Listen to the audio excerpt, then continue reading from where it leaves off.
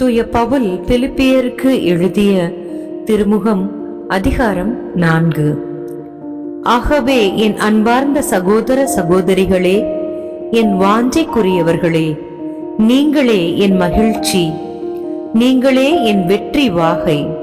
அன்பர்களே, ஆண்டவரோடு உள்ள உறவில் நிலைத்திருங்கள். அறிவுரை: ஆண்டவரோடு இணைந்து ஒரு மனத்தவராய் இருக்கும்படி எயோதியாவை கேட்டுக்கொள்கிறேன். சிந்திக்காவை கெஞ்சி கேட்கிறேன்.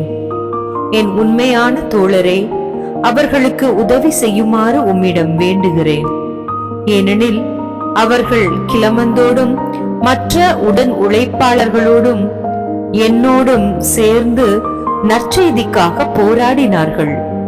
அவர்களுடைய பெயர்கள் வாழ்வோரின் நூலில் எழுதப்பட்டு உள்ளன. ஆண்டவரோடு இணைந்து என்றும் மகிழுங்கள். மீண்டும் கூறுகிறேன், மகிழுங்கள். கனிந்த உங்கள் உள்ளம் எல்லா மனிதருக்கும் தெரிந்திருக்கட்டும். ஆண்டவர் அண்மையில் உள்ளார். எதை பற்றியும் கவலைப்பட வேண்டாம். ஆனால் நன்றியோடு கூடிய இறைவேண்டல், மன்றாட்டு ஆகிய அனைத்தின் வழியாகவும் கடவுளிடம் உங்கள் விண்ணப்பங்களை தெரிவியுங்கள். அப்பொழுது அறிவெல்லாம் கடந்த இறை அமைதி கிறிஸ்து இயேசுவோடு இணைந்துள்ள உங்கள் உள்ளத்தையும் மனத்தையும் பாதுகாக்கும்.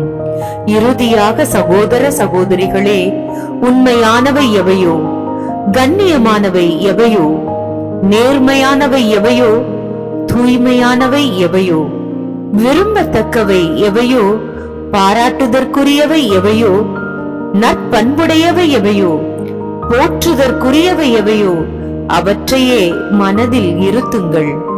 நீங்கள் என்னிடம் கற்றுக்கொண்டவை, என் வழியாய் பெற்றுக்கொண்டவை, என்னிடம் கேட்டறிந்தவை, என் வாழ்வில் நீங்கள் கண்டுணர்ந்தவை யாவற்றையும் கடைபிடியுங்கள்.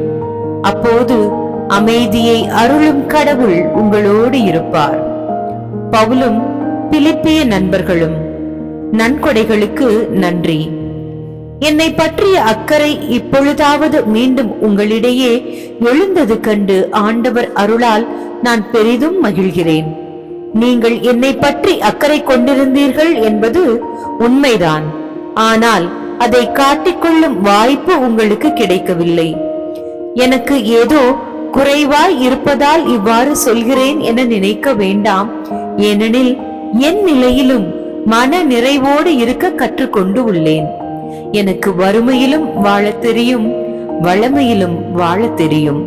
வயிறார உண்ணவோ, பட்டினி கிடக்கவோ, நிறைவோ குறைவோ, எதிலும் எந்த சூழலிலும் வாழ பயிற்சி பெற்றிருக்கிறேன்.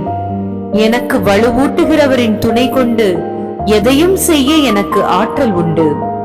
ஆயினும் நான் பட்ட துன்பத்தில் நீங்கள் பங்கு கொண்டது உங்கள் நன்மனத்தை காட்டுகிறது. பிலிப்பியர்களே, நான் நற்செய்தியை அறிவிக்க தொடங்கிய காலத்தில் மாசிதோனியாவை விட்டு சென்ற பிறகு உங்களை தவிர வேறெந்த திருச்சபையும் என் வரவு செலவில் பங்கேற்கவில்லை. இதை நீங்களும் அறிவீர்கள். ஏனெனில் நான் தெசலோனிக்காவில் இருந்த போது கூட என் தேவையை நிறைவு செய்ய ஒரு முறை மட்டுமல்ல, இருமுறை உதவி அனுப்பினீர்கள். நான் உங்கள் நன்கொடைகளை நாடவில்லை, மாறாக உங்கள் கணக்கில் நற்பயன்கள் பெருக வேண்டும் என்றே விரும்புகிறேன். நீங்கள் அனுப்பியதெல்லாம் பெற்றுக்கொண்டேன். இப்பொழுது என்னிடம் நிறையவே இருக்கிறது. நீங்கள் அனுப்பியவற்றை எப்பிப்ராத்துவிடமிருந்து பெற்றுக்கொண்டு நிறைவுற்று இருக்கிறேன். அவை நறுமணம் வீசும் காணிக்கையும் கடவுளுக்கு ஏற்புடைய உகந்த பலியுமாகும். என் கடவுள் கிறிஸ்து இயேசுவின் வழியாய் தம் ஒப்பற்ற செல்வத்தை கொண்டு உங்கள் தேவைகள் அனைத்தையும் நிறைவு செய்வார். நம் தந்தையாகிய கடவுளுக்கு என்றென்றும் மாற்றி உரித்தாகுக. ஆமென். முடிவுரை. இறுதி வாழ்த்து. கிறிஸ்து இயேசுவோடு இணைந்து வாழும் இறைமக்கள் யாவருக்கும் வாழ்த்து கூறுங்கள். என்னோடு இருக்கிற சகோதர சகோதரிகள் உங்களுக்கு வாழ்த்து கூறுகிறார்கள். இறைமக்கள் எல்லோரும் சிறப்பாக சீசரின் அரண்மனை பணியாளர்களும் உங்களுக்கு வாழ்த்து கூறுகிறார்கள். ஆண்டவர் இயேசு கிறிஸ்துவின் அருள் உங்களோடு இருப்பதாக. ஆண்டவர் வழங்கும் அருள்வாக்கு. இறைவா, உமக்கு நன்றி.